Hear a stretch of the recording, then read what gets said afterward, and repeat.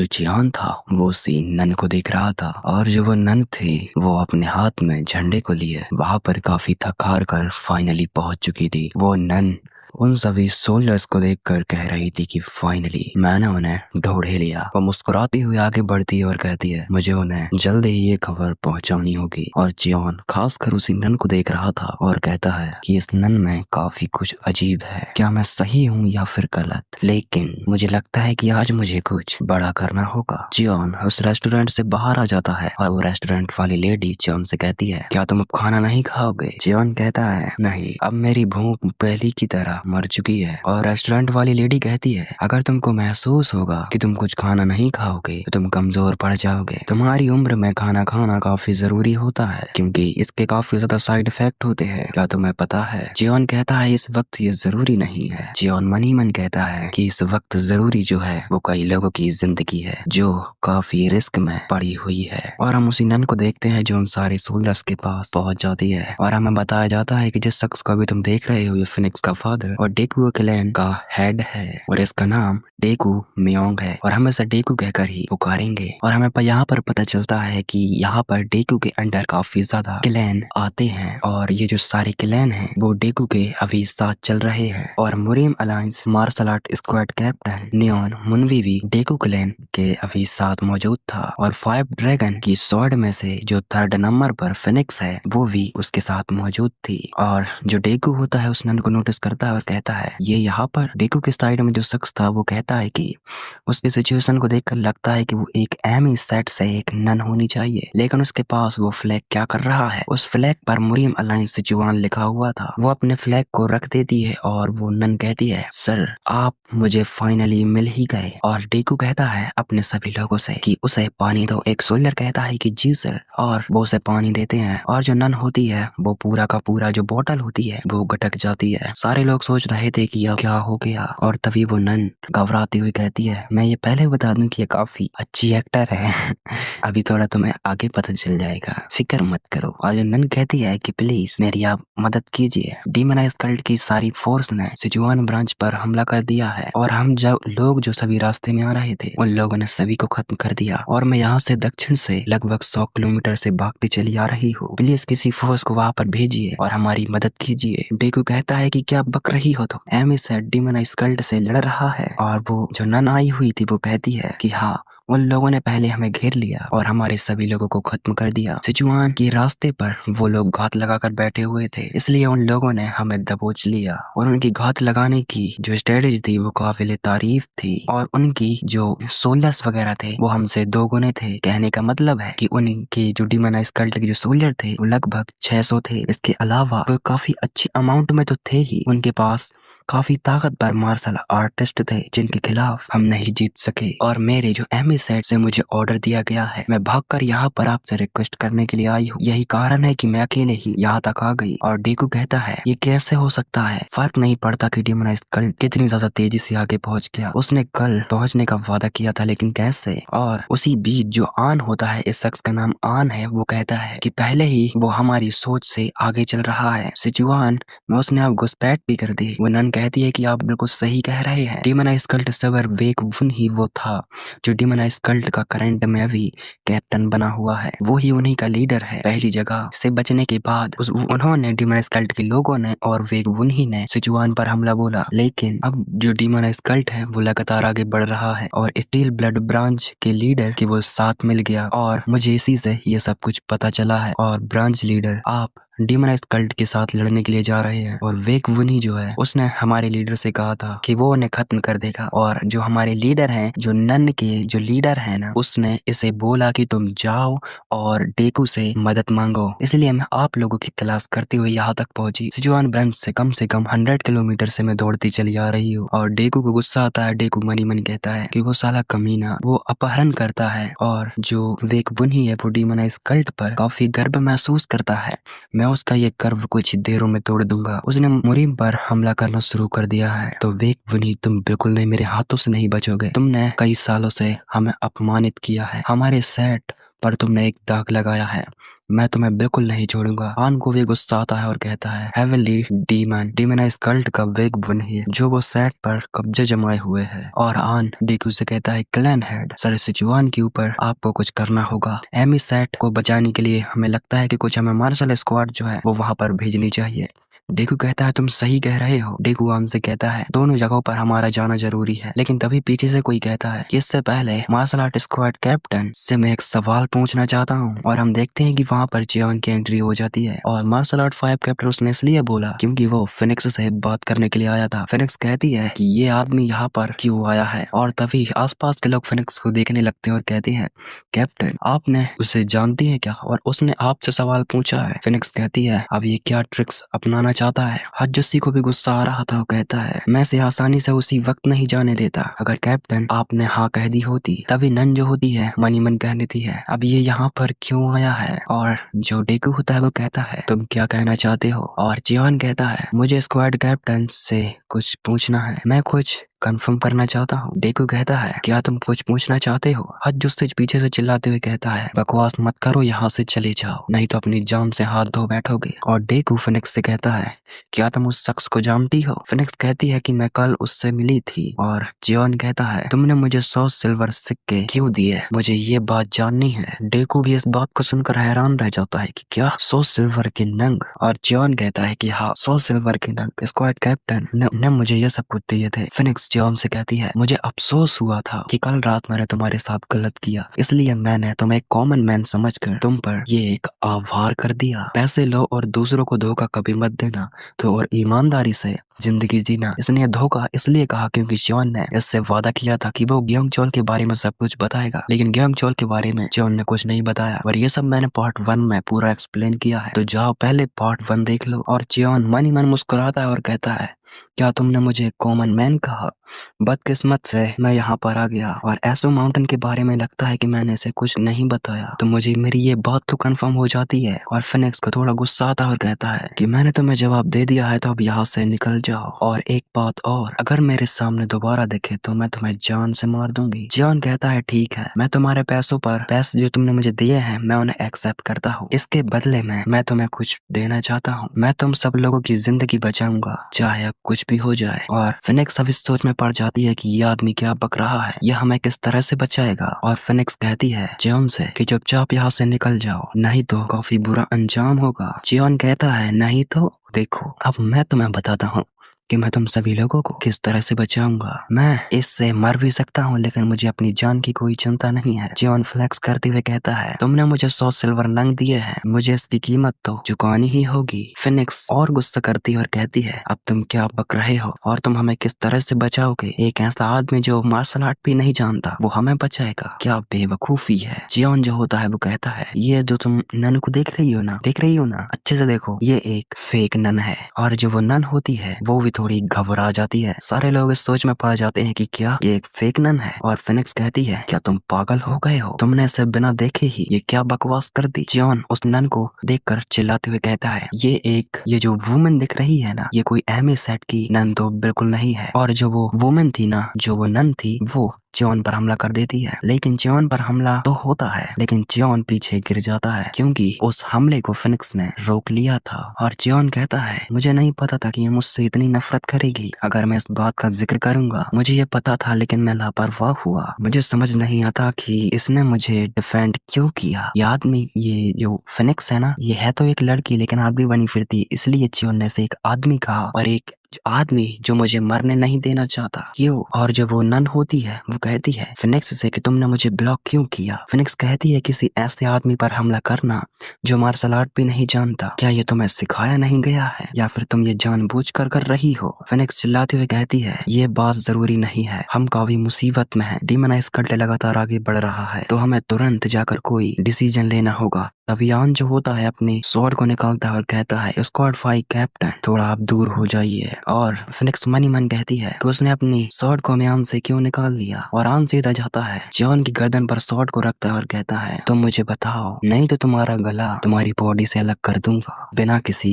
हिचकिचाहट के मुझे बताओ कि ये नकली क्यों है, तुमने इसमें ऐसा क्या देखा। जॉन जो चाहता था उसे वो मिल चुका था। जॉन हंस रहा था और जॉन एक्टिंग करते हुए कहता है तुम लोगों को इस अकेली लड़की ने बेवकूफ बना दिया। मुझे ये सोचकर हंसी आती है तुम्हें ये पता कैसे नहीं लगा, और मैंने इसे पता लगा लिया। सारे लोग इसे सुनकर हैरान रह जाते हैं और जियोन उन सभी लोगों को बताता है कि लगता है मुझे ये पहले ही कह देना चाहिए था। आन कहता है कि तुम बात को घुमा क्यों रहे हो, सीधा मुद्दे पर क्यों नहीं आते। जियोन कहता है मैंने जो कहा है उससे सुनने के बाद इस नन को थोड़ा शक पैदा हो गया और इसने बिना कुछ सोचे समझे ये जो तुम्हारी फोर्स है ना, इसे 2 हिस्सों में बांटने के लिए सोचा है। और वो नन होती है वो कहती है कि अपना मुंह बंद रखो, और वान से कहती है सरान अभी हमारे पास वक्त नहीं है। और डेकू क्लैन हेड प्लीज आप इसे समझाइए कि ये बकवास कर रहा है, ये आदमी झूठा है, आप इसे तुरंत मार क्यों नहीं देते हैं। शायद इसमें डीमनाइज कल्ट की कोई चाल भी हो सकती है। लेकिन आन जियोन से पूछता है मुझे बताओ तुम्हें क्या समझ आया जो मुझे नहीं आया, ये हमें 2 हिस्सों में क्यों बांटना चाहेगी। और वो नन कहती है सरान हमारे पास वक्त नहीं है, प्लीज बात को समझने की कोशिश कीजिए। जियोन कहता है किसी ऐसे शख्स को उन लोगों ने भेजा है जिसके पास वक्त नहीं है। इसने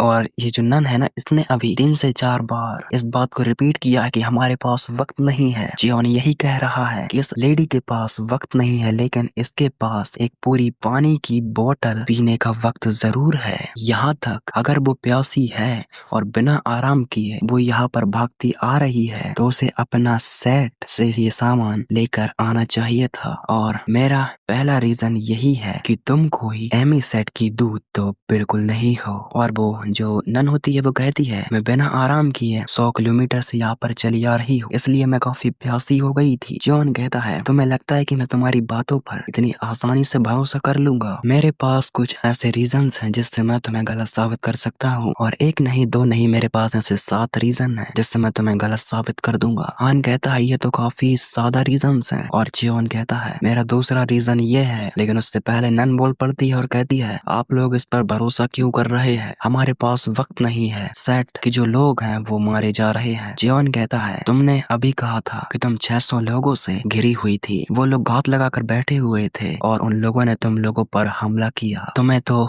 ये कहना चाहिए कि जो एमी सेट हैं उन्होंने डीमनाइज कल्ट को पछाड़ दिया है। फिनिक्स जो होती है मन मन कहती है कि ये सही कह रहा है, ऐसी सिचुएशन में इतना ज्यादा कठिन होना ये क्यों होगा। जियोन फिर से बताता है कि मेरा और तीसरा रीजन ये है कि तुमने अभी जो कहा कि सिजुआन के लीडर ने तुमको यहाँ पर मदद के लिए भेजा है, तो ये एक साफ झूठ है, क्योंकि सिजुआन का जो एक लीडर है और उसका वो किला है वो डीमनाइज कल्ट के खिलाफ बचने के लिए बनाया गया है। तो ये साफ हो जाता है कि किसी ऐसे आदमी को वो उस किले में रखेंगे जो अपनी तरफ से काफी लॉयल हो और उस किले के लिए काफी सतर्क रहे और उसके लिए अपनी जान की परवाह भी न करे। ऐसी सिचुएशन में एक नन को तो बिल्कुल नहीं भेज सकते हैं जो 100 किलोमीटर से यहाँ तक भागते चली आ रही है। अगर उसने ये किया भी होगा तो उसने किसी और को यहाँ पर भेजा होगा। ये अब पूरी तरह से साफ हो चुका है। और ऐसी सिचुएशन में तुमको सिचुआन के लीडर ने एक घोड़ा भी दे दिया होता, नहीं तो वो एक कबूतर की मदद से या फिर किसी और प्लानिंग करके वो डेकू क्लैन हेड डेकू को एक लेटर भी भेज सकते थे, या तो कबूतर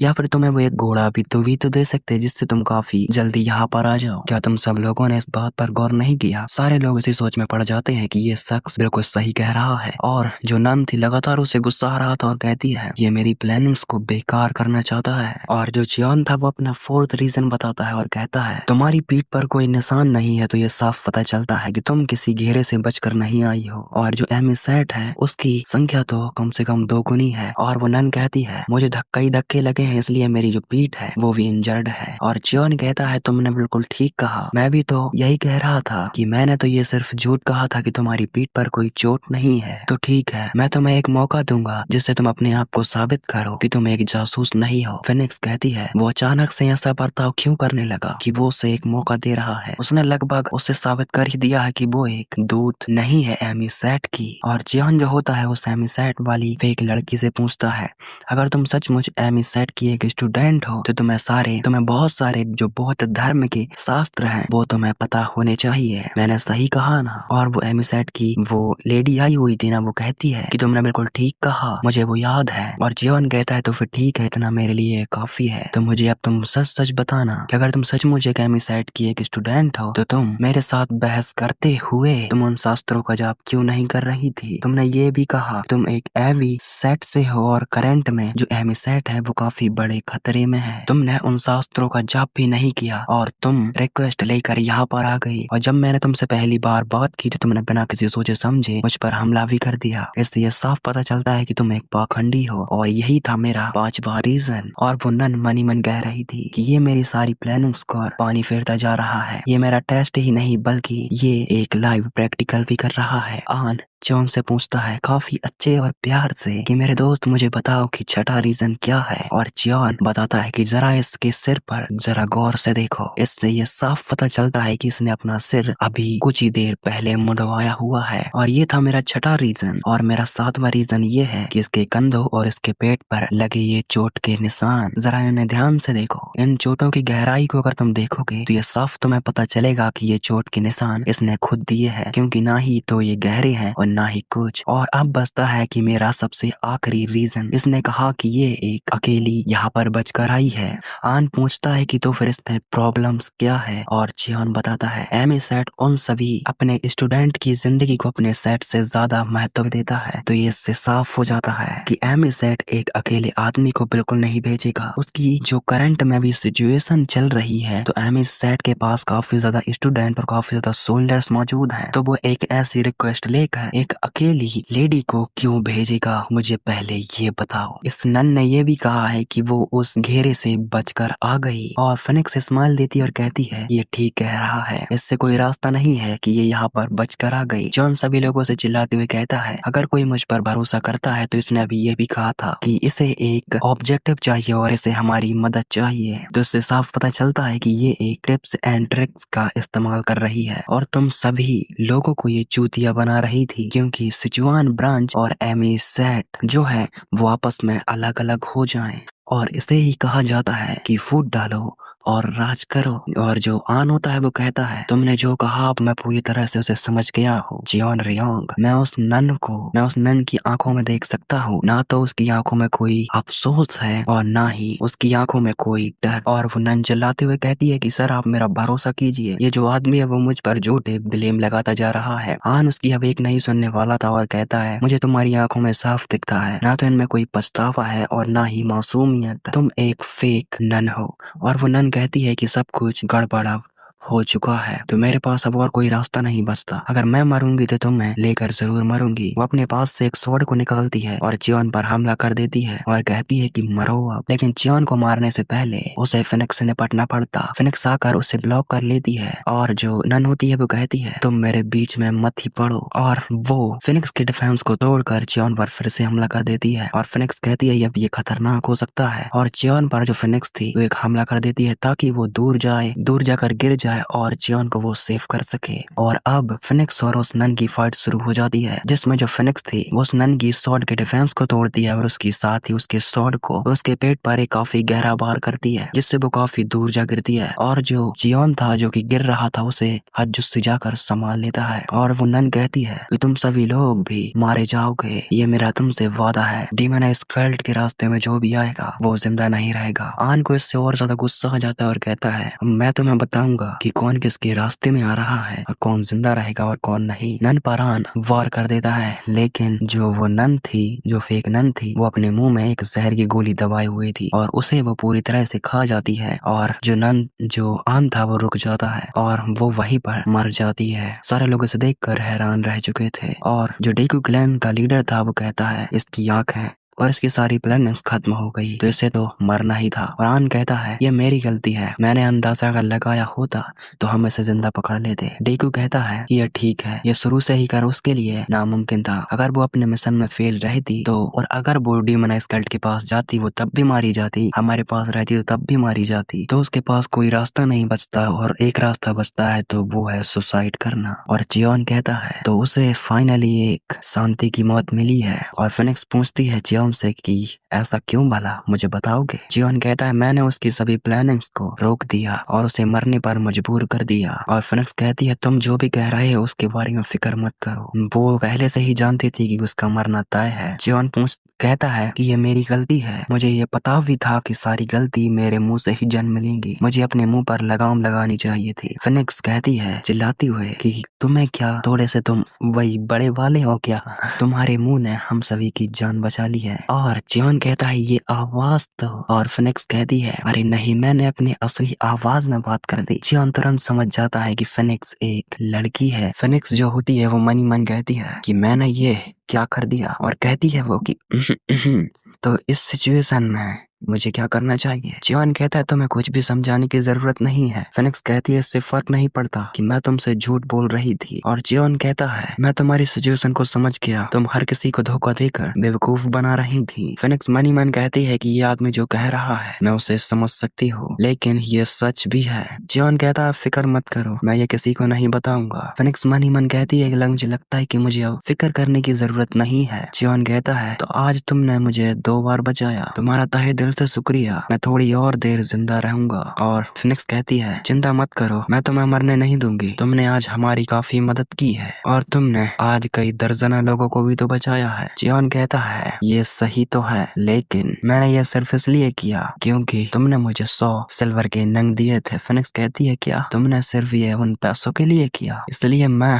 तुम्हें फ्यूचर में जरूर फिर से बचाऊंगी। डेकू वहां पर आता है और कहता है लगता है कि तुम्हें अब हमारे साथ चलना चाहिए। जियोन कहता है मैं तुम्हारे इस प्रस्ताव का आभारी जरूर हूँ, लेकिन मेरे पास खुद से लड़ने के लिए एक जंग है और जब तक मैं उसे जीत नहीं जाता तब तक मैं किसी का साथ नहीं दे सकता। डेगू कहता है कि तुमने आज कई लोगों की जिंदगी बचाई है, साथ ही तुमने मेरी जिंदगी भी बचाई है। और जियोन कहता है मैं अपनी जिंदगी की रखवाली खुद कर सकता हूँ। जियोन वहाँ से चलते बनता है, लेकिन जो डेगू था वो जियोन से कहता है क्या तुम हमारी मदद नहीं करोगे? जियोन रियोंग मैं तुमसे साफ साफ पूछता हूँ कि तुम्हारे पास एक काफी अमेजिंग एबिलिटी है और तुम्हारी जो एबिलिटी है वो एक सजेस्टिंग और काफी ज्यादा खतरनाक प्लानिंग करने की है। मैं इस जर्नी में तुम्हारी एक सलाह चाहता हूँ, क्या तुम मुझे वो दे सकते हो? जियोन मनी मन कहता है क्या एक खास स्ट्रेटेजी वाली एक एबिलिटी? जियोन मनी मन कहता है अगर मैं इस प्रस्ताव का ले लेता हूँ तो मेरे पास एक मौका होगा, मैं काफी फेमस क्लैन का एक मुरीम अलायंस का काफी फेमस स्ट्रेटेजी वाला शख्स बन जाऊंगा, तो मुझे फ्यूचर में मार्शल आर्ट सीखने में मैं कामयाब भी हो सकता हूँ। लेकिन वो आदमी जो डिमोनाइज कल्ट का लीडर बना बैठा है वो है वेक वुन ही, और हमारी मुलाकात पहली ही मुलाकात हमारी एक जंग में हुई थी। और जब वेक ने जियोन से कहा था कि मेरा नाम वेक वुनी है, तुम्हारा नाम क्या है? जियोन ने अपना नाम बताया था और वेक ने उससे फिर से पूछा था कि तुम्हारा नाम क्या है, फिर से कहोगे? जियोन ने कहा था कि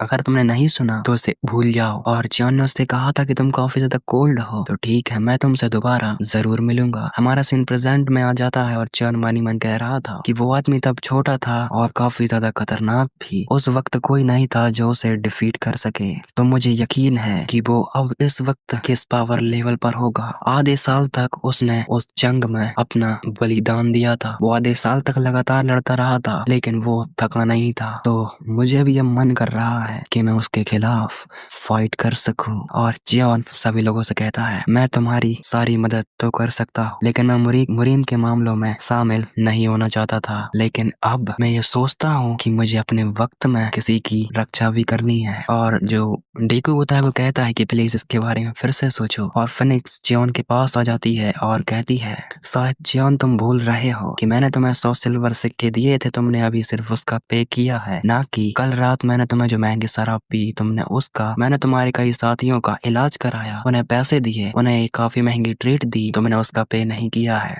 जियोन कहता है तुम ठीक कह रही हो, मैंने तुमसे वादा भी किया था, मैं शायद उसे भूल गया था, क्या मुझे अब उसका भी पे करना होगा? फिनिक्स कहती है तुम सही हो, तुम्हें अच्छी तरीके से वो बातें याद तो है ना, तुमने मुझसे क्या कहा था, क्या तुमने मुझसे झूठ बोला था? जियोन कहता है मैंने तुमसे झूठ नहीं बोला था। और फिनिक्स कहती है तो फिर ठीक है, मैं उन अफवाहों को फैला दूंगी कि गियोंग हॉलचोर जो 18 ग्रीन फॉरेस्ट में से एक ग्रुप है वो काफी चालाक के साथ काफी स्ट्रॉन्ग ग्रुप है और वो अगला कार्डिनल चीफ बनना चाहता है। जियोन कहता है तुम इतनी चीफ हरकत करोगी मैंने सोचा नहीं था। फिनिक्स कहती है तो मेरे पास अब यही रास्ता बचता है, तुम्हें अपनी साइड लाने का। मुझे बताओ कि तुम्हारी जिंदगी की आज से रखवाली की जिम्मेदारी मैं लूंगी। तुम्हारी जिंदगी आज से मेरी जिंदगी होगी। जियोन कहता है तो फिर ठीक है, मैं भी तुम्हें प्रोटेक्ट करने की ये कसम खाता हूँ, लेकिन मैं तुम लोगों के साथ अभी और इसी वक्त से जाऊंगा तो और तुम इसके बारे में पूरी तरह से भूल जाओगी कि ऐसो माउंटेन के बारे में मैंने तुमसे कभी जिक्र भी किया और तुमने इस बात को कभी सुना भी। तुम दोबारा मुझसे इस बात के बारे में जिक्र नहीं करोगी। और फिनिक्स कहती है ठीक है, मैं अपने नाम और अपने सॉर्ड फिनिक्स की कसम खाती हूँ कि मैं इस बात का कभी जिक्र नहीं करूंगी। जियोन जैसे ही इस नाम को सुनता है और वो सोचता है क्या ये 5 ड्रैगन फिनिक्स की थर्ड फिनिक्स है जिसे मुरीम का एक फ्लावर भी कहा जाता है और ये 12 चंद्रमाओं में से एक मानी जाती है। काफी अमेजिंग है ये तो। मैं सोचता था कि दुनिया में काफी लोग होंगे जो इससे मिलने का सपना देखते हैं। और जो डेकू था सभी लोगों से चिल्लाते हुए कहता है हमें जल्दी यहाँ से निकलना होगा। और हम उसी फेक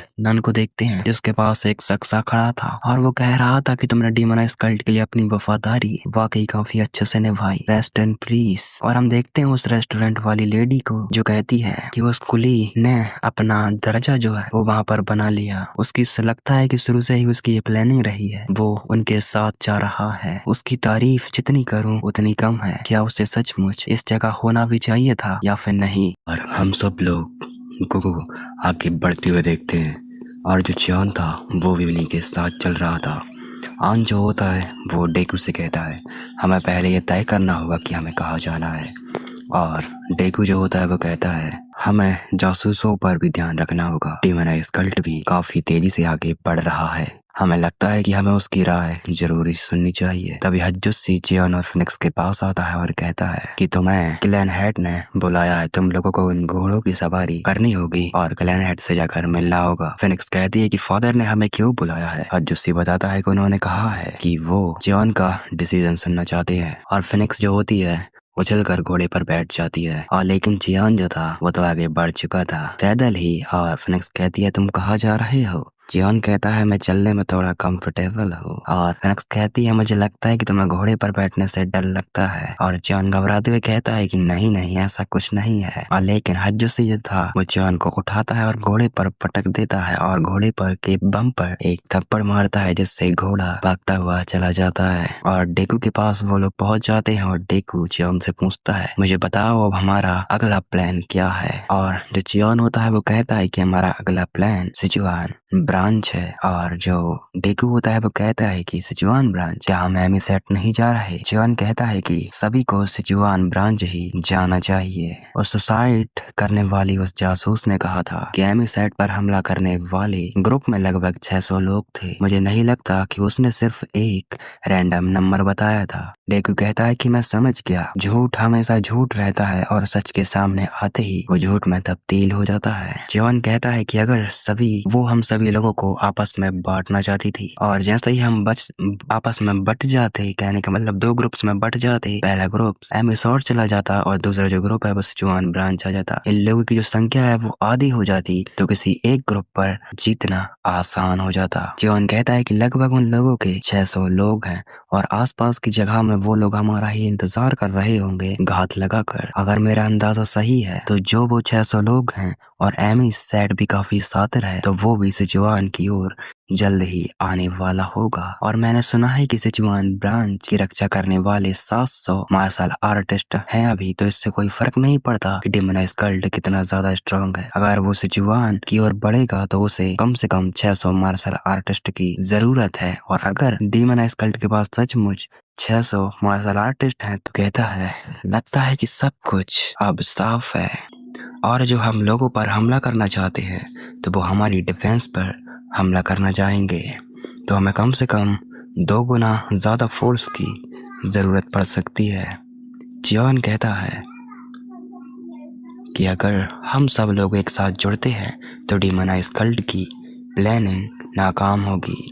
और मुरीम अलायंस जो है अगर वो 2 भागों में बंटता है तो डीमोनाइज कल्ट की जो भी जीत वगैरह है तो हम उसी का इस्तेमाल करेंगे। ऐसा करने के बाद सिचुआन ब्रांच पर अपने सभी जो फोर्स होंगे वो इकट्ठा हो जाएंगे और चियोन जो होता है वो फिनिक्स का हाथ पकड़ लेता है और डेकू से कहता है इसका मतलब ये हुआ कि ज्यादा इसकी पॉसिबिलिटी होगी कि सिचुआन ब्रांच पर ज्यादा हमला नहीं किया जाएगा। और चियोन जो होता है वो फिनिक्स की हथेली पर कुछ लिखता है और चियोन कहता है इसलिए हमारे लिए सिचुआन ब्रांच जाना एक अच्छा सजेस्टिंग होगा। और जो फिनिक्स होती है वो मनी मैन कहती है जो चियोन ने उसके हाथ पर लिखा था कि ब्लैंड साइट, और चियोन जो होता है आगे भी लिखता है जिस पर लिखा था ब्लैंड साइट एनिमी। और जो फिनिक्स थी वो मनी मैन कह रही थी कि इसका मतलब ये है कि उसने जो भी कहा है अभी मेरे फादर से वो सब एक साफ झूठ है। और जो डेकू होता है वो कहता है सब कुछ, वो अपने सभी सोल्जर से कहता है कि सब लोग चियोन रोंग ने अभी जो कहा है हमें वही करना है। और चियोन जो होता है डेकू से कहता है अगर साफ शब्दों में कहूँ तो हम दुश्मनों पर हमला करेंगे लेकिन पहले हमें उनकी प्लानिंग्स पर हमला करना होगा। हमारे आसपास काफी ज्यादा जासूस भी मौजूद हो सकते हैं, ये जानबूझकर कि उस आदमी को ये सुनना है क्योंकि हमें सिर्फ उसे धोखा देना होगा। और ये बात जो थी वो चियोन फिनिक्स से कह रहा था टेलीपैथी के जरिए। और डेकू जो होता है चियोन से कहता है कि अगर तुम हमें सजेशन ये जो दे रहे हो अगर हम उसका फॉलो करें तो हमारी जीत हो सकती है। चियोन कहता है कि हाँ बिल्कुल सही कह रहे हैं आप। और जो आन और जियोंग होते हैं वो कहते हैं कि ये काफी अच्छी स्ट्रेटजी है। चियोन जो होता है डेकू से कहता है कि तो फिर इस मामले में हमें काफी जल्दी ही जो सिचुआन ब्रांच है वहां पर हमें जल्दी पहुंचना होगा। और डेकू जो होता है सभी लोगों से कहता है कि जल्दी करो।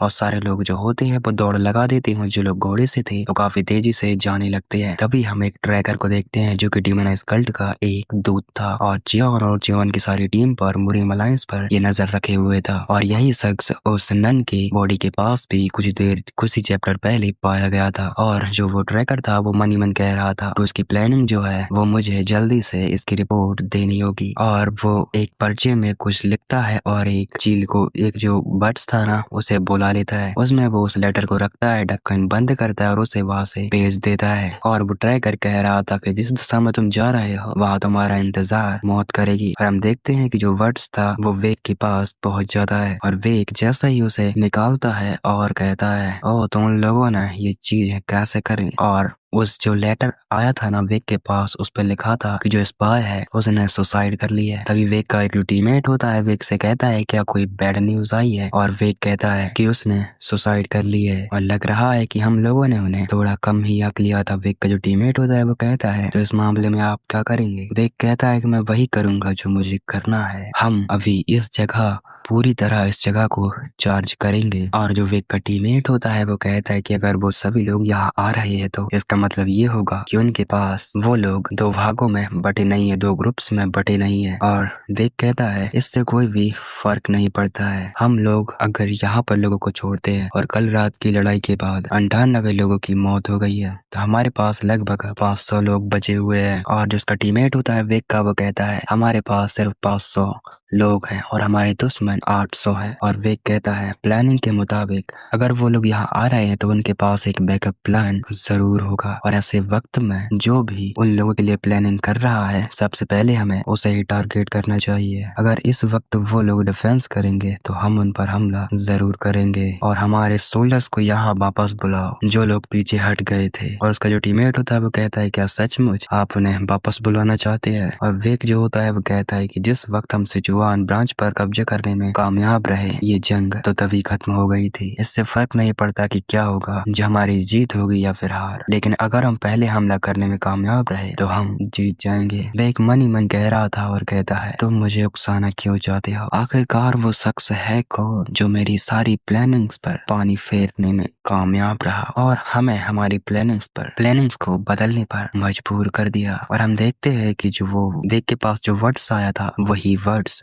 एक और शख्स के पास आ जाता है। और ये जो शख्स देख रहे हो तुम ये शख्स वेग का ही एक टीममेट है। उस शख्स के जो दो टीममेट होते हैं वो पूछते हैं कि क्या हुआ, और जो वो लीडर होता है उस टाइम वो कहता है कि हमें वापस जाना है। उसके लोग कहते हैं तो क्या हम एमिसाउट को अकेला छोड़कर यहाँ से चले जाएंगे। और लोगों का जो लीडर होता है वो कहता है लगता है कि पूरी ताकत से सिचुआन ब्रांच में वो लोग आ रहे हैं, इसलिए हमें दुश्मन के मास्टरमाइंड पर हमला करने के लिए कहा गया है। और वो जो उसके लोग होते हैं वो कहते हैं क्या एमिसाइट से हमें पीछे हटा जा सकता है। और वो उसके लीडर कहता है कि हाँ जरूर क्यों नहीं, लेकिन अभी एमिसेट कहाँ पर है। और वो जो 2 लोग होते हैं वो कहते हैं कि फिलहाल तो वो अभी काफी दूर है। तभी एक डीमन कल्ट का मेंबर आता है और कहता है तो हो सकता है कि उन्होंने लंबे वक्त से अपना सेट को अभी नहीं छोड़ा है, और अगर हम यहाँ अपना रास्ता बना लेते हैं तो वो वक्त और मजा दोनों ही एक वक्त पर ले लेंगे। तो उनकी जो करंट स्पीड है तो वो कल रात सिचुआन ब्रांच तक पहुंचने में कामयाब हो जाएंगे। और जो वो लीडर होता है वो कहता है कि लगता है कि मुरीम अलायंस सचमुच यहाँ पर आ रही है,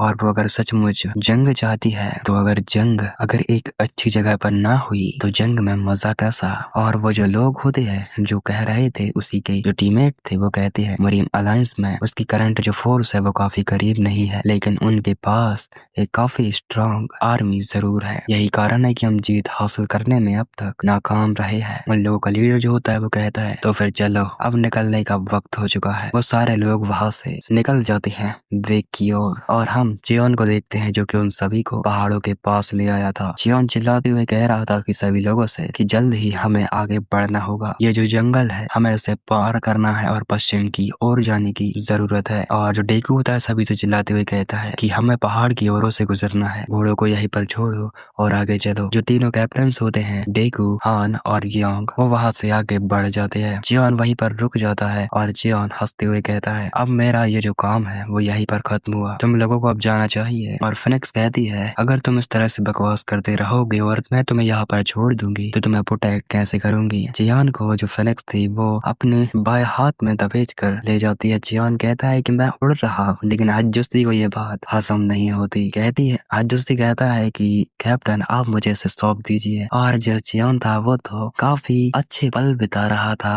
और लेकिन जो फिनिक्स होती है वो चियोन को फेंक देती है हज्जुस्ती की ओर। और जो चियोन होता है वो कहता है कि मैं किसी तरह से मुझे 2 पल खुशी के भी नहीं मिले। और चियोन अब उन दोनों से चिल्लाते हुए कहता है तुम दोनों यहीं पर रुक जाओ। और वो दोनों मन ही मन कह रहे थे कि अब ये हमें रुकने के लिए क्यों कह रहा है। चियोन जो होता है उन दोनों को बताता है मुझे यकीन है कि कोई हमें ट्रैक जरूर कर रहा है, पहले हमें उस आदमी का ख्याल रखना होगा। फिनिक्स और हज्जुस्ती कहते हैं तो फिर ठीक है, और चियोन जो होता है वहीं पर रुक जाता है। और जो वो तीनों कैप्टन थे वो यहाँ से जा रहे थे, और गियोंग कहता है कि स्क्वाड कमांडर 5 कैप्टन मैं डेकू के साथ जा रहा हूँ, पीछे आप उन सभी को संभाल लीजिएगा। तो फिर ठीक है। और जो फिनिक्स होती है ना और हज्जुस्ती वो दोनों वापस लौट जाते हैं। और चियोन जो था वो बता रहा था कि हमें सबसे पहले उस टेल्स को ढूंढना होगा जो कि यहाँ से लेटर डेमोनाइज कल्ट तक पहुंचा रहा है लिख कर, और वो रिपोर्ट डेमोनाइज कल्ट को भेज रहा है। तो ये चीजें काफी ज्यादा डिफिकल्ट हो जाएंगी। सबसे पहले हमें उसे ढूंढ कर खत्म करना होगा। हम देखते हैं कि वो लोग एक पेड़ पर रुक जाते हैं, और जो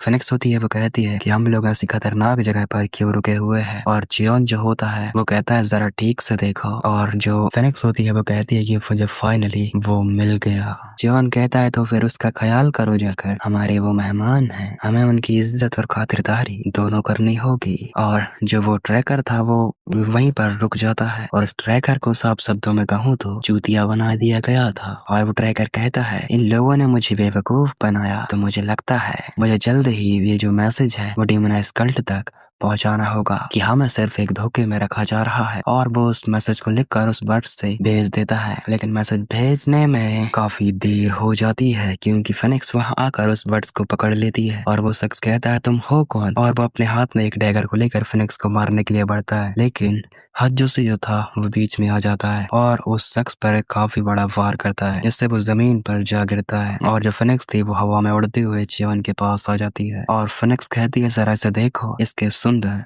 और सुनहरे पंखों को। चियोन मन ही मन में कह रहा था फिनिक्स को देखकर कि इस तरह से ये काफी मुझे कोल्ड लग रही थी, लेकिन ये सचमुच एक एंजल से कम नहीं है। और हम उसे ट्रैकर को देखते हैं जो हज्जुस्ती के सामने लाचार पड़ा हुआ था। हज्जुस्ती कहता है क्या तुम वही हो डेमोनाइज के एक मामूली कुत्ते। और जो वो ट्रैकर था वो कहता है कि ये अपना मुंह बंद रखो। और हज्जुस्ती कहता है मुझे लगता है कि तुम वही हो जो अंडरवर्ल्ड के लिए गुलामी करता है, तुम जेनहू ने क्या तुम्हें यहाँ पर भेजा है। और जब वो ट्रैकर था जो अपने मन ही मन में कहता है मुझे गोल्डन बर्थ को जल्दी से बताना होगा और मेरे पास अब कोई ऑप्शन नहीं बचा है। और वो ट्रैकर हज्जुस्ती से कहता है मेरे पास अंडरवर्ल्ड में जाने का कोई रास्ता नहीं है। और वो ट्रैकर अपने मन ही मन कहता है मुझे अर्जेंटली जाकर खुद से ही रिपोर्ट सपोर्ट करनी होगी। वो वहाँ से भाग जाता है और हज्जुसी भी उसका पीछा कर रहा था। फिनिक्स कहती है कि हज्जुसी उसे छोड़ना मत। जियोन फिनिक्स से कहता है तुम कब तक वक्त बर्बाद करने वाली हो। फिनिक्स कहती है तुम्हारा इससे मतलब क्या है, मुझे बताओगे। और जियोन कहता है जरा उसे ध्यान से तो देखो जो तुम्हारे हाथ में तुमने पकड़ा हुआ है। और फिनिक्स की नजर तभी उस लेटर पर पड़ती है। वो उसे निकाल लेती है और फिनिक्स कहती है हमारे बारे में ये बात है, हमने डिसीजन को बदल दिया है, उसमें ये सब कुछ लिखा हुआ था। फिनिक्स कहती है जैसे कि मुझे उस ट्रैकर से उम्मीद थी, लगता है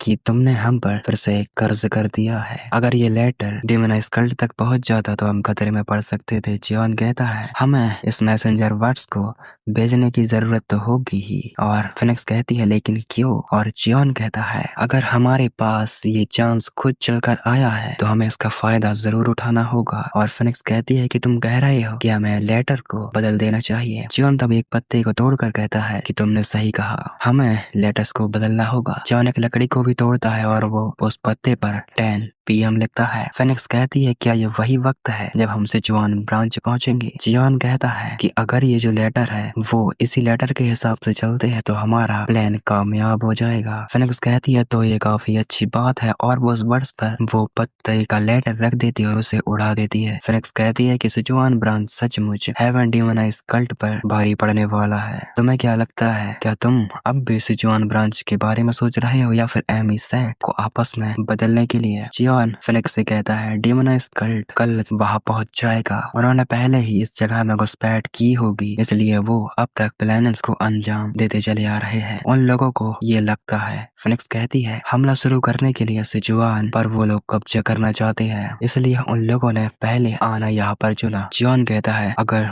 वो लोग पहले हमला करते हैं तो उन्हें लगता है कि जीत उनकी होगी, और जबकि सिचुआन पर अगर वो लोग हमला करते हैं तो वो लोग दो हिस्सों में बढ़ जाएंगे, और अगर वो दो लोग हिस्सों में बढ़ते हैं तो वो जरूर मारे जाएंगे। फिनिक्स कहती है तुम ठीक कह रहे हो, जैसा तुमने कहा कि प्लानिंग्स ये होना पॉसिबल है, तो हमें क्या करना चाहिए, आगे बढ़ना चाहिए। जियोन कहता है दो चीजें हैं जो हमें इस युद्ध को जीतने में मदद करेंगी। ये इस बात पर डिपेंड है कि हम हमारे दुश्मन को कितनी अच्छी तरह से धोखा दे सकते हैं, और ये जो युद्ध है वो सिर्फ धोखा और तेजी का है कि कौन पहले किसे धोखा देगा। और जो फिनिक्स होती है वो जियोन से कहती है मेरा भी एक सवाल है, तुम्हें कैसे पता चला उस टेल्स के बारे में, यहाँ तक कि हमारे जो मार्शल आर्ट जिन्होंने सीखा है वो भी इसे महसूस नहीं कर सके। जियोन कहता है वो जो जासूस है वो जो मर गया है, मैंने उसकी आंखों और कानों को देखा, उसकी नजर चारों ओर थी। फिनिक्स कहती है इसमें हैरानी की बात तो यह है कि मौत के दरवाजे कब कहां से खुल जाएं ये भी नहीं कहा जा सकता। जियोन कहता है कि उन लोगों ने एक जासूस भेजा, पर जासूस भेजना कोई बड़ी बात नहीं है। फिनिक्स मनी मन कह रही थी कि ये इतना नेचुरल है, और जियोन मनी मन के कहने का मतलब है जियोन कहता है किसी भी मामले में तुम लोगों के पास एक अच्छा कमांड ग्रुप है, और तुम लोगों ने एक कुली की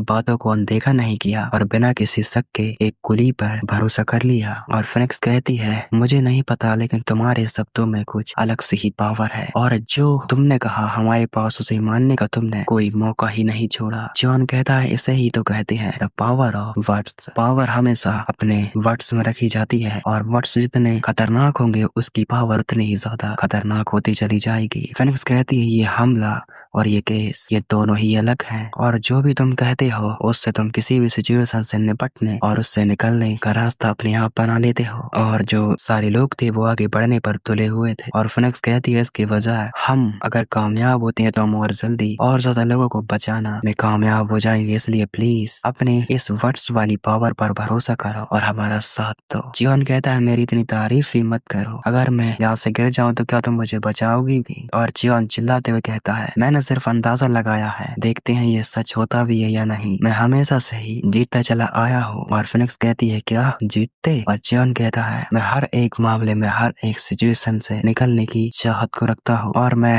हमेशा से ही इसी तरह जीतता चला आ रहा हूँ, और अगर मैं इस बार नहीं जीतता हूँ तो मैं जीतने के लिए उसका इस्तेमाल जरूर करूंगा। कहने का मतलब है कि मैं अपने हार का इस्तेमाल करूंगा जीतने के लिए, और इम्पोर्टेंट ये होगा कि हम सभी लोगों को ट्रांसफर कर देंगे, और ये सब डिपेंड हो जाएगा एमी सेट पर। मुझे पहले ये बताओ एमी सेट कितना ज्यादा स्ट्रांग है। फिनिक्स बताती है कि वो काफी हद तक स्ट्रांग तो है, और सारे जो स्ट्रांगेस्ट सेट आते हैं उन सेटों को एमी सेट ही संभालता है, और 9 9 ग्रेड की जो क्लैन के सेट हैं वो एमी सेट के ही अंडर आते हैं। और जो फिनिक्स जो चियोन होता है वो कहता है तो इस सिचुएशन में हमें इसी स्पीड से आगे बढ़ते चला जाना होगा। और फिनिक्स मनी मन कहती है क्या तुम चाहते हो कि हमें एमी सेट को यहाँ पर लाना चाहिए। चियोन जो था वो काफी शांत था और सीधे देख रहा था आगे की ओर। हम देखते हैं कि जियोन और फिनिक्स एक पेड़ पर खड़े हुए थे और आपस में बातें कर रहे थे। और उसी वक्त जो जियोन होता है फिनिक्स से कहता है मुझे लगता है कि एमी का जो माउंटेन है वो हमारे रास्ते में जरूर आएगा। हमारे पास सिर्फ 2 रास्ते हैं और ये तुम भी अच्छी तरह से जानते हो कि जर्नी जितनी ज्यादा जल्दी होगी उतना ही हमारे लिए अच्छा होगा। अगर वो लोग जल्दी पहुंच जाते हैं तो हमारे लिए काफी डेंजरस होगा। फिनिक्स कहती है कुछ ही वक्त है, हमें इस सेट से जल्दी से बाहर निकलना होगा। जियोन कहता है तुम जो सोच रही हो वो बिल्कुल सही है। अगर एमी सेट रास्ते में आ जाता है तो हम इसका मजा जरूर ले सकते हैं। और माउंटेन में काफी ज्यादा शॉर्टकट भी होते हैं और एमी सेट के साथ हमें जुड़ना होगा एक शॉर्टकट के जरिए। फिनिक्स कहती है तो इस केस में हमें काफी जल्दी करनी होगी। अब हमारे पास सिर्फ एक ही रास्ता बचता है। जियोन कहता है तुम्हें लगता है कि मुझे ये पसंद आएगा, तुम जैसा चाहो इसे आजमा सकती हो। और जो जियोन होता है वो थोड़ा गुस्सा हो जाता है, लेकिन जो फिनिक्स होती है वो जियोन को पकड़ती है और काफी रफ्तार से आगे बढ़ने लगती है। और फिनिक्स मनी मन कहती है मैंने इसके बारे में कभी नहीं सोचा था, लेकिन मुझे अब तुम परेशान कर रहे हो। और फिनिक्स जियोन को गोदी में उठाकर आगे बढ़ रही थी और जियोन तो बढ़िया पीछे लटका हुआ था। और फिनिक्स जियोन से कहती है कैप्टन का क्या हमें इंतजार नहीं करना चाहिए। और जियोन कहता है इसके बारे में सोचो भी मत, वो कैप्टन को मारने के लिए काफी जल्दी आगे बढ़ रहे होंगे, तो हमें उनसे पहले कि वो कैप्टन को पकड़े हमें उसको पकड़ना होगा। और हम देखते हैं कि फिनिक्स के रास्ते में कुछ झाड़ियां आ रही थी, उन झाड़ियों को काटती हुई आगे बढ़ती है। और जो फिनिक्स होती है कहती है तुमने इसके बारे में क्या कुछ सोचा है कि अगर तुम अपनी बॉडी को इनसे बांधोगे तो क्या थोड़ा सही नहीं रहेगा। वो से फिनिक्स जो होती है ना जियोन को एक बेल देती है जो कि उसने अभी अभी काटी है। और जियोन उन दोनों को काफी कसकर उस बेल से बांध देता है, जिससे फिनिक्स की जो स्पीड होती है वो अब मैक्सिमम पर पहुंच जाती है। वो दोनों माउंटेन पर चढ़ रहे थे। जियोन कहता है ये चट्टान काफी दूर है, क्या तुम ऐसा कर पाओगी। और फिनिक्स कहती है फिक्र मत करो, मुझे बस जोर से पकड़े रहना। और हम देखते हैं कि वो काफी जल्दी आगे बढ़ रहे थे। जियोन मनी मन कह रहा था मुझे भरोसा नहीं होता, मुझे ये समझ में नहीं आता कि जिस माउंटेन पर सदियां बीत जाती हैं लोगों को चढ़ने में, ये काफी आसानी से उस माउंटेन पर चढ़ रही है। तभी हम व्हाइट और रेड को देखते हैं माउंटेन के ऊपर जो आपस में बातें कर रही थी। रेड कहती है ये सचमुच काफी हैरानी भरी वुमेन है। और व्हाइट इसे देखकर कहती है तुमने सही कहा, ज्यादातर जो मेल होते हैं उनके कंपैरिजन में वो काफी हिम्मत वाली औरत है और उसके ऊपर का जो डिसीजन लेना वो काबिले तारीफ है। रेड कहती है तुम ठीक कह रही हो, अगर वो इसी तरह से आगे बढ़ती रही तो वो एक दिन काफी स्ट्रॉन्गेस्ट वुमेन में से एक होगी और कोई नहीं होगा जो उसे कैप्चर कर सके। व्हाइट कहती है लेकिन इससे काफी इम्पोर्टेंट वाली बात जो है वो तो ये है। रेड कहती है हाँ इसमें काफी ज्यादा रीजंस बीच में आएंगे। मैंने सोचा था कि किस्मत अब अपना खेल खेलेगी, लेकिन मुझे लगता नहीं कि अब उसके पास और कोई चॉइस बचती है। व्हाइट कहती है ये काफी अमेजिंग वॉर होने वाली है, जब वो युद्ध के मैदान में पहुंचेगी ये तो हम भी नहीं बता सकते कि उसकी किस्मत उसके साथ क्या खेलने वाली है। हम फिनिक्स को देखते हैं जो लगातार आगे बढ़ रही थी और हम वो दोनों फाइनली माउंटेन के ऊपर आ जाते हैं। फिनिक्स होती है जियोन से कहती है हमें यहाँ आना जरूरी था क्या। और जियोन कहता है बेशक अब हम सीधे आगे बढ़ सकते हैं। लेकिन फिनिक्स कहती है क्या तुम सचमुच इसे पार करना चाहते हो। और वो लोग एक माउंटेन की चोटी पर तो आ जाते हैं, लेकिन उनके सामने काफी और ज्यादा माउंटेन अभी होते हैं। फिनिक्स कहती है जियोन से ये आसान नहीं होगा, तो मुझे तंग मत करना और ठीक से पकड़े रहना, अगर तुम एक बार भी फिसले तो हम मारे भी जा सकते हैं। और जियोन कहता है मुझे माफ करना। फिनिक्स कहती है तुम अचानक ये क्या बक रहे हो। फिनिक्स कहता है मैं तुम्हारी जिंदगी को खतरे में डाल रहा हूँ, मैं ऐसा नहीं करना चाहता था। और जो फिनिक्स होती है वो जंप लगा देती है और कहती है अपने वर्ड्स अपने ही पास रखो, तुम कमजोर नहीं हो, तुमने अपने आप को कमजोर बना कर रखा है। वो दोनों उस माउंटेन पर जंप लगा देते हैं और वो एक दूसरे माउंटेन पर आ जाते हैं। वो काफी फिसल रहे थे, लेकिन फिनिक्स हार नहीं मानती और अपने मन ही मन कहती है जिस तरह से हम फिसल रहे हैं ये काफी ज्यादा हो सकता है, तो इस केस में हमें फिसलन भरी जगह से ऊपर चढ़ना होगा। वो लगातार ऊपर चढ़ते जाते हैं और फाइनली जाकर वो पीक पर पहुंच जाते हैं और एक माउंटेन की और बड़ी चोटी पर वो लोग पहुंच जाते हैं और जियोन जो होता है फिनिक्स से कहता है एक बार हमें रास्ता ढूंढना होगा। यकीनन अगर हम इस रास्ते का चक्कर लगाकर नीचे पहुंचेंगे तो काफी देर हो जाएगी। फिनिक्स कहती है ये जगह बनाना जिसमें और कोई रास्ता नहीं है तो हमें थोड़ा सा ध्यान रखना होगा। तुमने कहा कि ट्रिक्स और स्पीड इसका फैसला करेंगी, तो अगर वो लोग पहले बढ़ जाएंगे तो क्या होगा? जियोन कहता है मुझे नहीं पता कि तुम ऐसा क्यों कह रही हो, लेकिन अब हमारे पास सिर्फ एक ही रास्ता है। फिनिक्स कहती है मैं समझ गई और जियोन कहता है हमें इस माउंटेन से जंप लगानी होगी। फिनिक्स कहती है लगता है कि तुमने अपनी जिंदगी को एक जुआ समझ रखा है जिसे तुम हर बार खेलते हो। फिनिक्स कहती है कि अगर सचमुच इसकी एक हाई पॉसिबिलिटी होगी तो हम लोग जिंदा जरूर बच जाएंगे। और जियोन फिनिक्स से कहता है ये दुनिया में जिंदगी ज्यादा इम्पोर्टेंट नहीं होती, तो चलो हमको लगता है कि हमें माउंटेन से चक्कर लगाकर ही नीचे उतरना होगा। और जो फिनिक्स होती है वो कहती है लेकिन अगर हम कामयाब हुए तो हम और ज्यादा जिंदगी बचाने में कामयाब होंगे, तो तुम्हें नहीं लगता कि हमें रिस्क लेना चाहिए? और हमारे लिए सिर्फ अब यही कारण बचता है। और जियोन क्या तुम मुझ पर भरोसा करते हो? और जियोन कहता है तुमने अब ये क्यों पूछा, तुम्हारा मतलब क्या है? फिनिक्स कहती है मुझे सौर टेक्निक से ज्यादा पैतरेबाजी की टेक्निक ज्यादा पसंद आती है। और जियोन कहता है तुम्हारा मतलब क्या है कि हमारे पास जिंदा रहने की ज्यादा पॉसिबिलिटी है? फिनिक्स कहती है कि नहीं ऐसा नहीं है। जियोन कहता है तो फिर ठीक है, अब मेरी जिंदगी मैं तुम्हारे हाथों में सौंपता हूँ। फिनिक्स कहती है तो फिर ठीक है, मैं अपनी पूरी जिंदगी लगा दूंगी तुम्हें प्रोटेक्ट करने के लिए। वो लोग उस माउंटेन से जंप लगा देते हैं और जो फिनिक्स होती है वो आधे रास्ते में ही आकर, कहने का मतलब जब उसने माउंटेन से जंप लगा दी और वो आधे रास्ते में आ गई तब वो अपनी पैतरेबाजी का इस्तेमाल करती है और वो दोनों पानी में जा गिरते हैं जहाँ से एक नदी बह रही थी। हमारा सीन जो होता है वो सिजुआन ब्रांच की ओर आता है और वेक के पास वो वर्ड्स आ चुका था जियोन का मैसेज लेकर जिस पर 10 PM लिखा हुआ था। वेक का जो टीममेट होता है वो वेक से कहता है ये सही वक्त है, सेकंड स्क्वाड के बाद ये उस समय के आसपास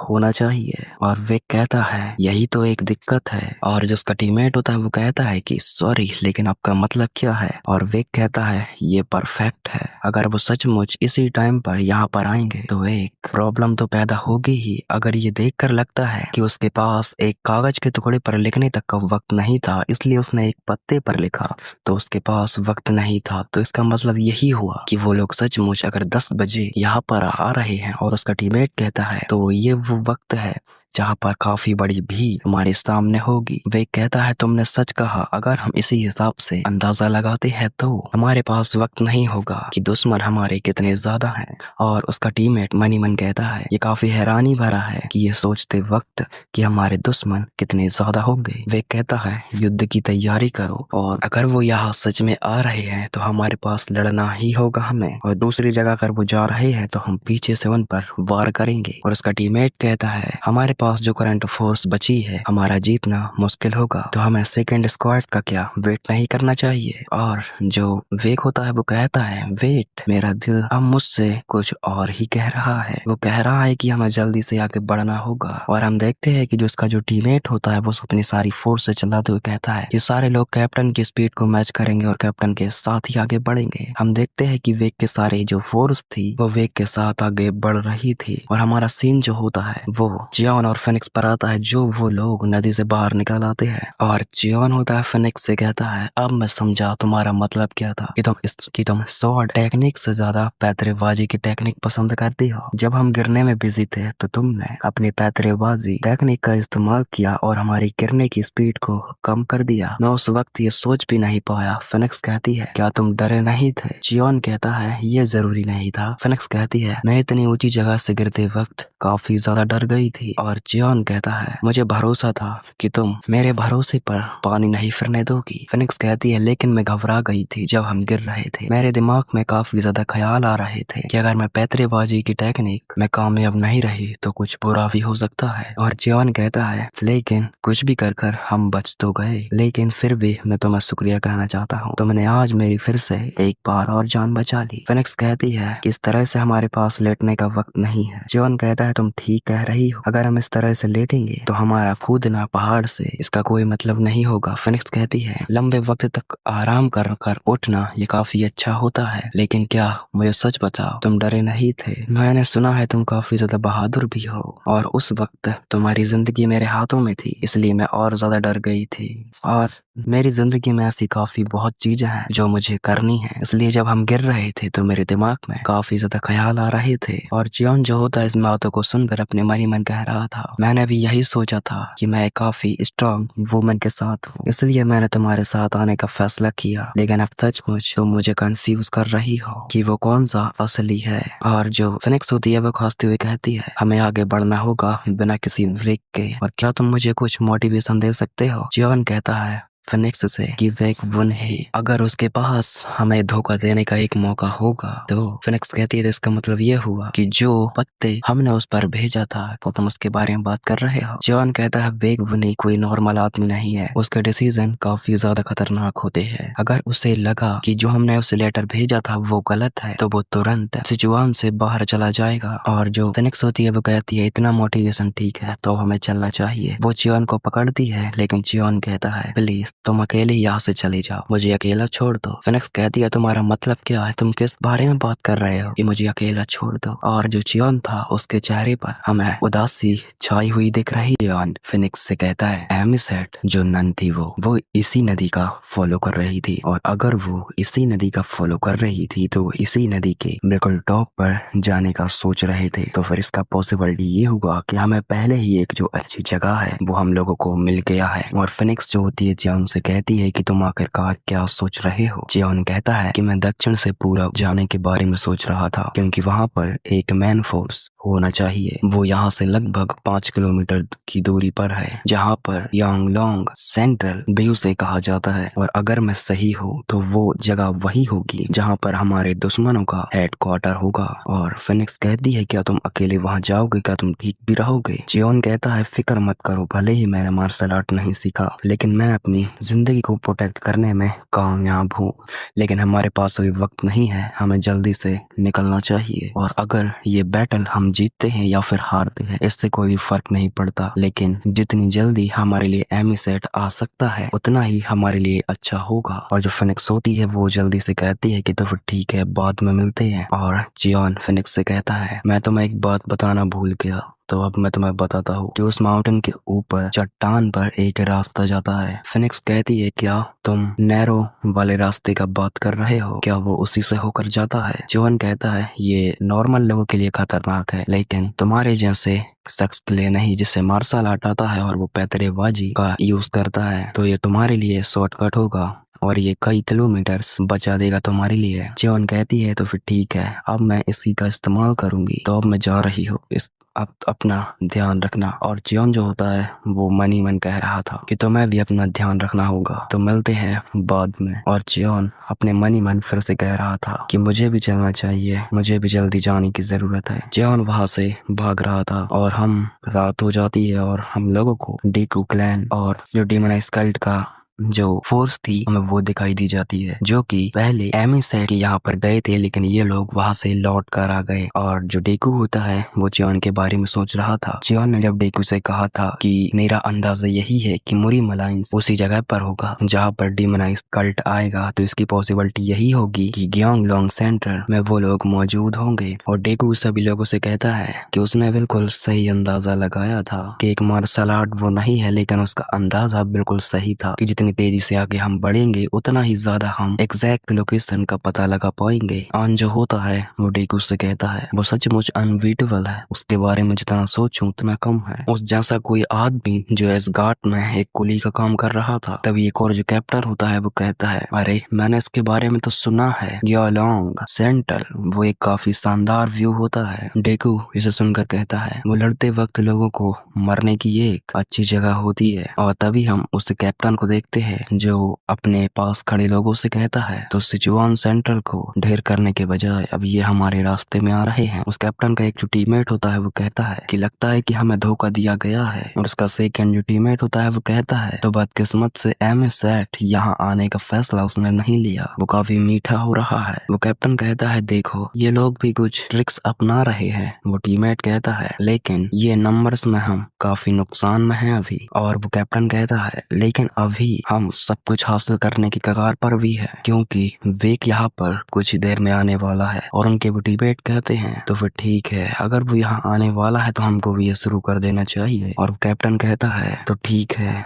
हम उसके नाम को डूबने नहीं दे सकते, तो फिलहाल अभी के बारे में हमें यह निपटाना होगा। तो ठीक है, लगता है अब हमें शुरू करने की जरूरत है। लेकिन उसका टीममेट कहता है कि हमें जल्दी से कुछ न कुछ करना होगा। कैप्टन कहता है बेहतर होगा कि अगर हम उसे बनाए रखते हैं और हम कुछ टाइम खरीदने में कामयाब हो। वो दोनों जो होते हैं उसके टीममेट वो कहते हैं तो फिर ठीक है, हम इसका ख्याल रख लेंगे। हम जाते हैं और कुछ वक्त खरीदने की कोशिश करते हैं और वो दोनों बैटल करने के लिए निकल जाते हैं। और वो कैप्टन कहता है कि लगता है कि अब ये काफी बोरिंग होने वाला है, और उन दोनों के साथ जो डीमन स्कल्ट की आर्मी थी वो भी निकल जाती है। और डेकू कहता है कि ये फाइनली अब आखिरकार शुरू हो गया है। और आन और वो एक और कैप्टन होता है वो दोनों निकल जाते हैं उन सब फाइट करने के लिए। और डेकू जो होता है अपनी आर्मी के साथ वहीं पर खड़ा हुआ था। और डेकू जो था मन ही मन कह रहा था कि हम सभी को पीछे रहकर डिफेंस की तैयारी करनी चाहिए। और वो अपनी पूरी आर्मी से चिल्लाकर हुए कहता है कि सभी लोग तैयार रहना। तभी पीछे से कोई चिल्लाकर कहता है कि नहीं ऐसा मत करो। तभी डेकू इस आवाज को पहचान जाता है और कहते हैं अरे ये आवाज तो वहाँ पर जो चियोन था वो भागते हुए आ रहा था। और चियोन डेकू से चिल्लाते हुए कहता है कि तुम लोगों को फाइट को ज्वाइन करने की जरूरत नहीं है। चियोन जो था हाँफते हुए वहाँ पर आ जाता है। और डेकू जो होता है चियोन से कहता है तुम्हारा इससे मतलब क्या है कि हमें इस फाइट में शामिल नहीं होना चाहिए। चियोन कहता है डेकू क्लैन हेड प्लीज इसे आप अपने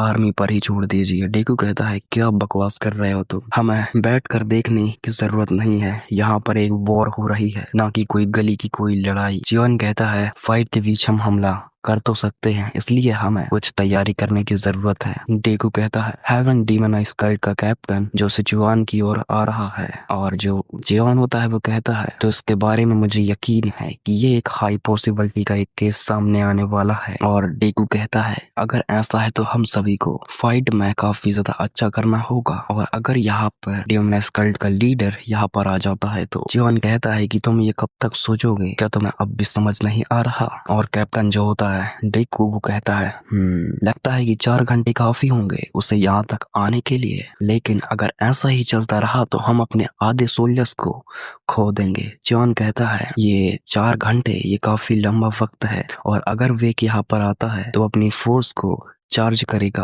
और एमिसेट यहाँ पर अगर नहीं पहुंचा तो हम काफी बड़े नुकसान में होंगे। तो हम वही होंगे जिन्हें यहाँ पर आज खत्म कर दिया जाएगा। डेकू कहता है क्या तुम सजेशन देना नहीं चाहोगे। जियोन कहता है हमें इस जगह से बाहर निकलना होगा और घात लगाकर हमें तैयारी करनी होगी। और डेकू कहता है क्या घात। जियोन कहता है अगर वेक यहाँ पर आता है तो वो एमिसेट यहाँ पर नहीं आएगा, तो प्लीज लड़ाई में शामिल ना होना चाहे कुछ भी हो जाए। जियोन कहता है किसी भी लैंगिंग अचीवमेंट को फेंक दो, वो बस एक फेलियर फ्यूचर है जिसके बारे में तुम सोच रहे हो, और जल्दी से तुम्हें फैसला लेना होगा। और डेकू कहता है ठीक है, लेकिन मैं तुम्हारा ये तुमने सजेस्टिंग दिया है उसके आधा हिस्सा ही करूंगा, और जब तक ये मुरीम से रिलेटेड है हमारे पास कोई फ्यूचर नहीं होगा। इस बात को तुम नहीं समझ सकते जियोन, और अगर ये मुरीम और मिलिट्री के बीच का अंतर है तो ये ठीक है। जियोन मन ही मन कह रहा था कि मुरीम और मिलिट्री के बीच का अंतर, और डेकू कहता है तुमने जो कहा मैं उसका आधा ही करूंगा, क्या तुम समझ गए। और अगर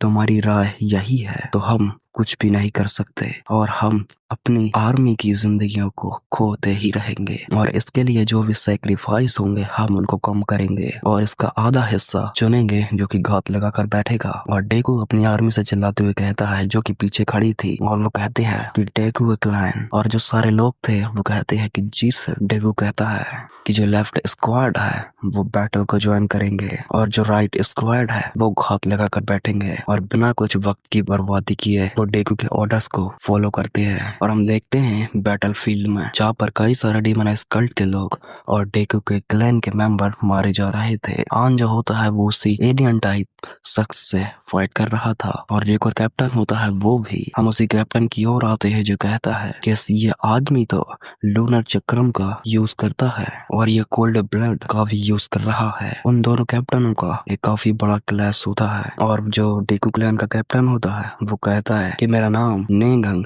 वुनवी है और मैं मार्शल आर्ट स्क्वाड का एक कैप्टन हूँ। और लोगन कहता है मुझे अच्छी तरह से याद है कि तुम मेरी शॉट से ही मरने वाले हो। और वो डिग्नेस कल्ट का मेंबर कहता है तुम इतने एक्साइटेड क्यों हो रहे हो? आई होप ये तुम्हारे लास्ट वर्ड हो, लेकिन मैं इस बैटल को लंबे टाइम तक खींचना चाहता हूँ। लोगन कहता है कि फिक्र मत करो, मैं अपने शॉट से तुम्हारा सिर काट कर तुम्हें खुश कर दूंगा। डिग्नेस कल्ट का मेंबर कहता है जैसी तुम्हारी इच्छा, मैं तुमको कम से कम कुछ वक्त तक रोकूंगा और मारने का मजा पूरा उठाऊंगा। नेगन उस पर वार करता है, दोनों का घमासान क्लैशेस होते हैं। हम आन की ओर आते हैं जो कि एक और डीमोनाइज कल्ट से मुकाबला कर रहा था। आन उस पर वार करता है लेकिन वो उससे बच जाता है और वो शख्स कहता है आन, सुना है कि तुम एक ऐसे आदमी हो जो गिरने के बाद भी अपने सेट को ऊपर उठाने में कामयाब हुआ। आन कहता है बकवास मत करो, कुनीन कभी भी हारा नहीं है, हमने बस डीमोनाइज कल्ट के कुछ कमीनों को अपने रास्ते से हटा दिया था, ज्यादा कुछ नहीं। तुम बेकार हो और तुम बेकार वक्त को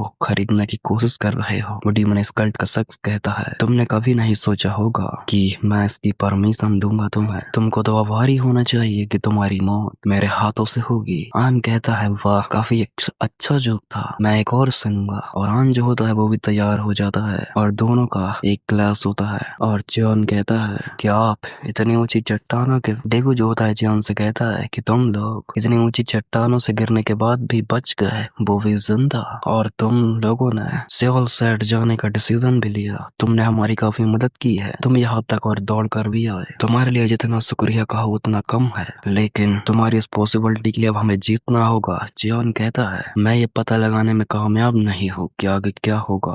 और डेकू होता है वो कहता है कि एक हद तक। जियोन कहता है कि स्काई का पता लगाना नामुमकिन है और जहाँ तक बात है मुरीम अलायंस की, तो अगर वेक यहाँ पर आता है तो ये लोग जीत जाएंगे। और डेकू कहता है कि शायद चीजें बुरी होगी जैसा कि तुमने कहा, हमारे सिर्फ पास इंतजार करना है। जॉन कहता है लेकिन अगर प्रॉब्लम अपेयर होगी तो बहुत कुछ खराब हो जाएगा और इससे भी बड़ा मैंने एक काफी बड़ा सबक सीखा है। और मुरीम अलायंस का ये जो ग्रुप है वो डीमोनाइज कल्ट की एक ऑर्गेनाइजेशन है। डेकू कहता है मैं समझ सकता हूँ कि हमारे पास अब एक काफी ज्यादा स्ट्रॉन्ग और खतरनाक फोर्स मिलिट्री तो है ही, लेकिन मुरीम का कोई फ्यूचर नहीं है। जियोन मन ही मन कह रहा था कि इससे पहले कि हम फ्यूचर के बारे में सोचें, हमें हमारी आज की जिंदगी के बारे में सोचना होगा। और जो लोग जिंदा रहते हैं उनका फ्यूचर जरूर होता है। तो प्लीज लेडी डोकू को, और लेडी डॉग को फिनिक्स का असली नाम है, हम तो सिर्फ उसे ड्रैगन 3 फिनिक्स के नाम से जानते हैं। ये नाम उसका काफी फेमस है इसलिए मैंने उसे फिनिक्स कहा था। जियोन अपनी बात का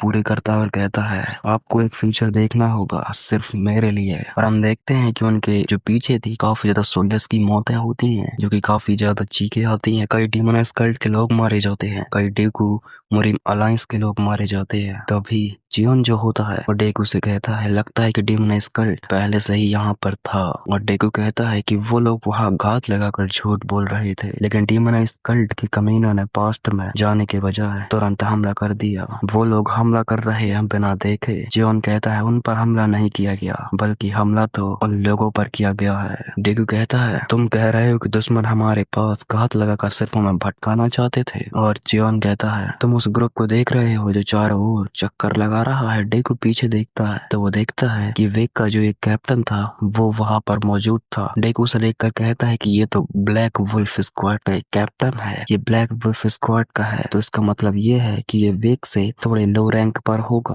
तो इसका मतलब यही हुआ कि वेक भी यहाँ पर आ रहा है। इसका नाम जेमी योंग है, ये आदमी रीपर से मिलता जुलता है। तो फिर अब हमें खुद को भी बचाना होगा। तो ठीक है, अब मैं वही करूंगा जो मुझे करने की जरूरत है। और जॉन भी इस वक्त अब पूरा का पूरा सीरियस हो चुका था। जॉन डेकू से कहता है कि तुम्हें उस आदमी से निपटना होगा।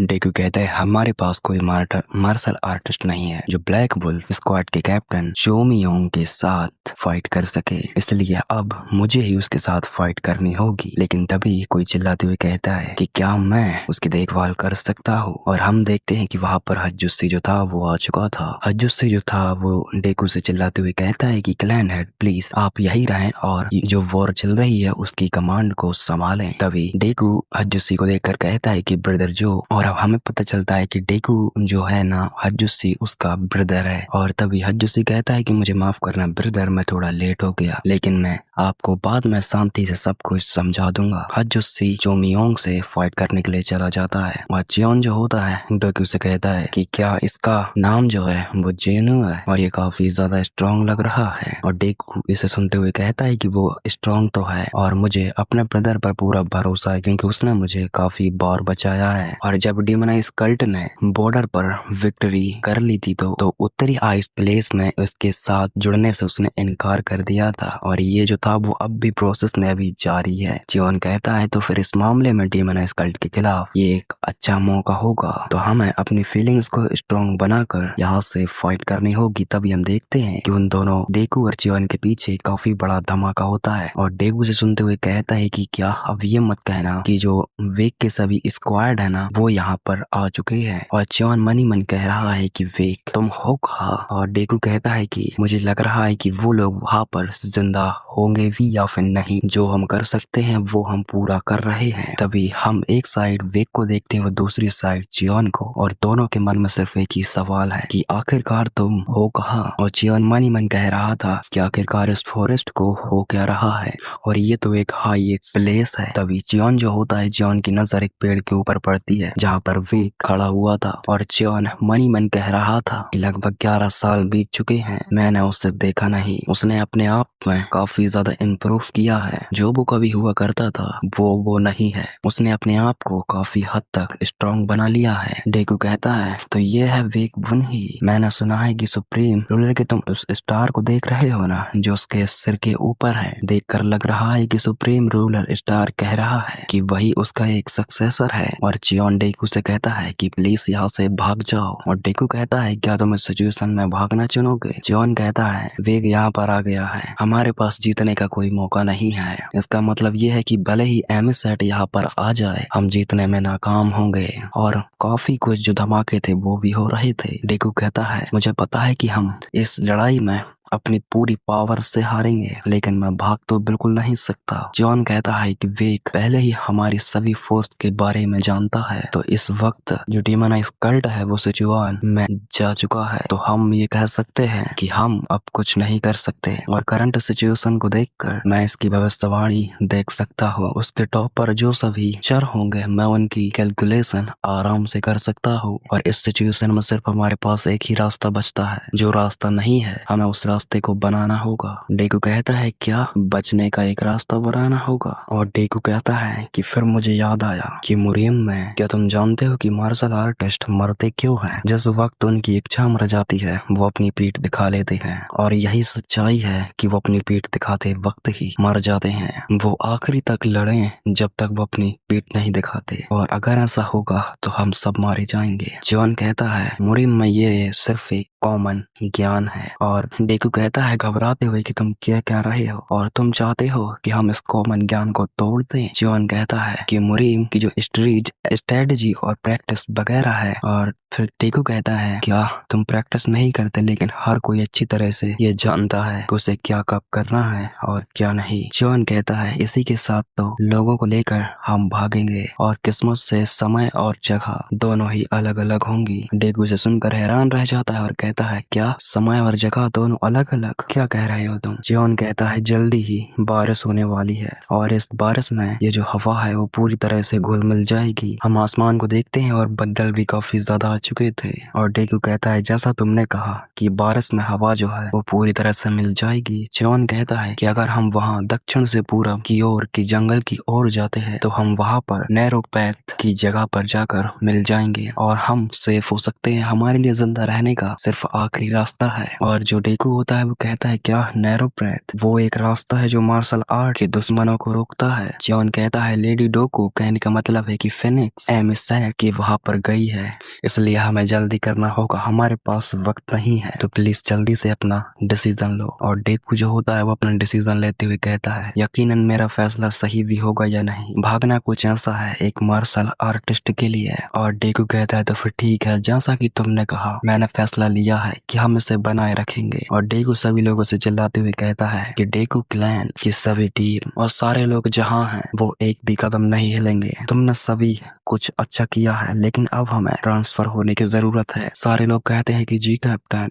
और जियोन कहता है उनमें से एक भी जिंदा वापस नहीं आएगा। डेकू कहता है मुझे ये पता है लेकिन किसी को बचाने के लिए खुद का सैक्रिफाइस तो देना होगा। डेकू मन ही मन कह रहा था कि मुझे माफ करना, मैं इन सभी मौतों को नहीं रोक सकता। और डेकू जियोन का हाथ पकड़ता है और जियोन कहता है कि मैं तुम्हारा फॉलो नहीं करूंगा, अगर करूंगा तो मैं तुम पर एक बोझ ही बनूंगा और कुछ नहीं, मैं अपनी जिंदगी की रक्षा खुद कर सकता हूँ। लेकिन जो डेकू होता है वो घबराते हुए कहता है कि मुझे तुम्हारी मदद चाहिए, शुरू से ही तुम हमें रास्ता दिखाते आ रहे हो तो तुम्हें अब भी दिखाना होगा, मुझ पर भरोसा रखो। और डेकू जियोन को लेकर वहां से निकल जाता है। जियोन कहता है ये काफी जबरदस्त स्पीड है, ये लेडी डोकू से भी काफी ज्यादा स्पीड है। और हम देखते हैं कि वेक उन दोनों को भागते हुए देख रहा